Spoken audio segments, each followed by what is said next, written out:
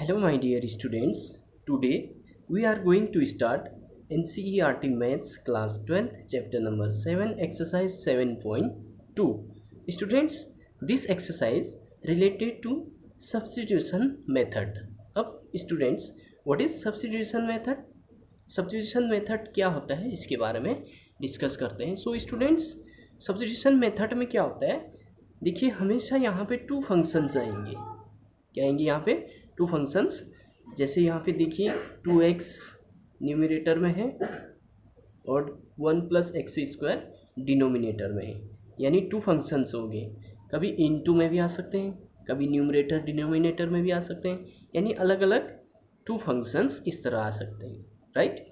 अब इसमें क्या करना होता है, किसी एक फंक्शन को, क्या कहा मैंने, किसी एक फंक्शन को अगर t मान दें तो दूसरा फंक्शन अगर मिल जाए तो फिर क्या होता है, सब्स्टिट्यूशन मेथड यहाँ यूज़फुल होता है. सो स्टूडेंट्स, यहाँ पे देखिए, चलिए सबसे पहले इसका इंटीग्रेशन कर लेते हैं. इंटीग्रेशन हमने इंटीग्रेट करना है इसको. इंटीग्रेशन 2x/1 + x² dx, ये इंटीग्रेशन का सिंबल लगा दिया.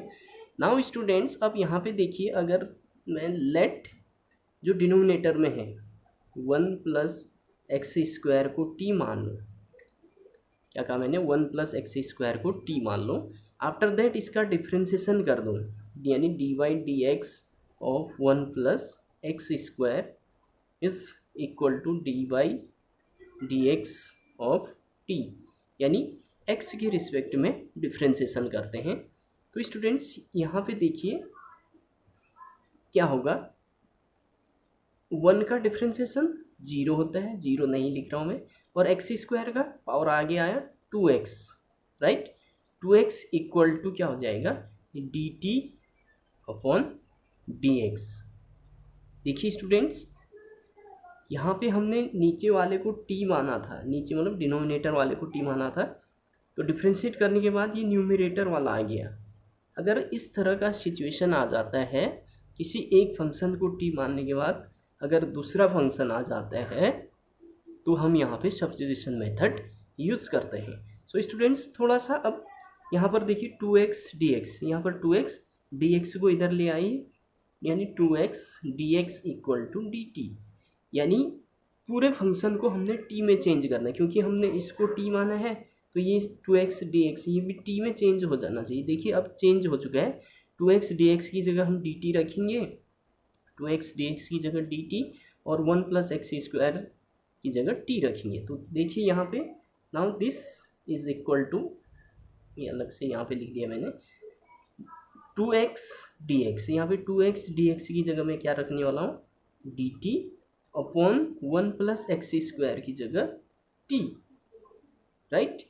क्या रख दिया मैंने, dt/t, यानी स्टूडेंट्स डिफ्रेंसिएशन ऑफ dt/t, इसका मतलब हो 1/t dt, यानी 1/t का अगर स्टूडेंट्स डिफ्रेंसिएशन करते हैं, सॉरी इंटीग्रेशन करते हैं, तो 1/t का ये होता है log t.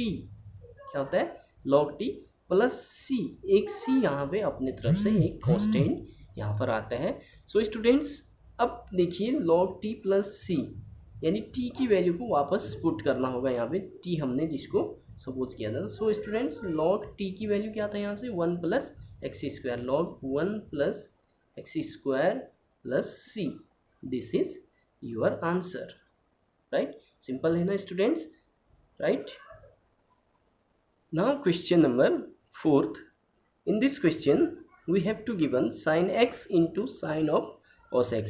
पहले तो इसको समझ लीजिए, यहाँ पर टू फंक्शन है, ये एक फंक्शन ये है और दूसरा ये है, क्योंकि स्टूडेंट यहाँ पे साइन के बाद इनटू में इसके अंदर, साइन के अंदर cos x is the angle, क्योंकि सिंपल साइन यहाँ पे अगर होता तो नो मीनिंगलेस हो जाता है. साइन के अंदर कुछ ना कुछ होना चाहिए, तब जाके इसका मीनिंग होता है, यानी साइन cos x, ये एक ही फंक्शन मानते हैं इसको. राइट. ये क्या है, एक ही फंक्शन है, क्योंकि साइन के अंदर जितना भी होगा पूरा एंगल होता है, यानी जैसे साइन थीटा होता है, यानी एंगल की जगह cos x दे दिया है एंगल. सो स्टूडेंट्स, यहाँ पे टू फंक्शंस अगेन आए हैं. अब यहाँ पे आपने ये दिमाग लगाना है, ये सोचना है कि किसको टी माने कि दूसरा फंक्शन मिल जाए और हमारा इंटीग्रेशन ईजिली हो जाए। सो स्टूडेंट्स यहाँ पे देखिए, चलिए पहले इंटीग्रेशन का सिंबल लगा लो, integration sine x into sine of cos x d x यहाँ पे आता है। अब देखिए स्टूडेंट्स, अगर मैं यहाँ पे कॉस एक्स को टी मानता हूँ तो कॉस एक्स का डिफ्रेंसिएशन क्या होता है, माइनस साइन एक्स। ये साइन एक्स यहाँ पे मिल जाएगा और यहाँ पे क्या हो जाएगा, टी हो जाएगा, साइन टी। और साइन टी का इजीली हम डिफ्रेंशिएट इंटीग्रेशन कर सकते हैं। सो स्टूडेंट्स यहाँ पे देखिए, let cos x equal to t suppose कर लेते हैं। नाउ डिफ्रेंशिएशन करते हैं, माइनस साइन कॉस एक्स का डिफ्रेंशिएशन क्या होता है, minus sine x equal to d t upon d x. क्योंकि ये फंक्शन टी का है तो टी का हम D t upon d x इस तरह लिखते हैं, यानी डी एक्स को इधर ले आइए और माइनस को मैं उधर भेज दे रहा हूँ, sine x d x equal to minus d t, minus को उधर भेज दिया मैंने, यानी साइन एक्स यहाँ पे था, देखिए साइन एक्स और डी एक्स, इस पूरे की जगह क्या आएगा, माइनस डी टी और इक्वल टू, आप देखिए साइन एक्स डी एक्स की जगह तो डी टी आने वाला है, अभी लिखूंगा मैं यहाँ पे साइन कॉस एक्स को हमने टी माना है, साइन टी हो जाएगा यहाँ पे, राइट। और इसकी जगह क्या रखने वाला हूँ, माइनस डी टी, माइनस बाहर लिख देता हूँ और डी टी यहाँ पे, यानी साइन एक्स डी एक्स की जगह डी टी पुट कर दिया। फाइनली स्टूडेंट्स यहाँ पे हो गया आपका साइन टी, साइन टी का इंटीग्रेशन, साइन टी का इंटीग्रेशन करेंगे तो स्टूडेंट्स देखिए, साइन टी का होता है minus cos T, minus cos T plus C. जैसे इंटीग्रेशन करते हैं एक आर्बिट्रेरी कांस्टेंट यहाँ पे यूज होते हैं। So student minus minus plus cos T plus C. Now finally T की वैल्यू को पुट कर देंगे तो यहाँ पे हमारा आंसर आ चुका है। कॉस टी की वैल्यू क्या रखेंगे यहाँ पे, cos x, cos of cos x plus c is your answer। Students I hope substitution method आपके समझ में आ रहा होगा। सिमिलरली स्टूडेंट्स आपने पूरे एक्सरसाइज में क्या करना है, इसी तरह किसी एक फंक्शन को टी मानते हुए क्या करना है, सब्स्टिट्यूट कर देना है। टी मानेंगे, डिफ्रेंशिएशन कर देंगे, दूसरा फंक्शन आ जाएगा, फिर इजीली आप क्या कर सकते हैं, इंटीग्रेशन कर सकते हैं।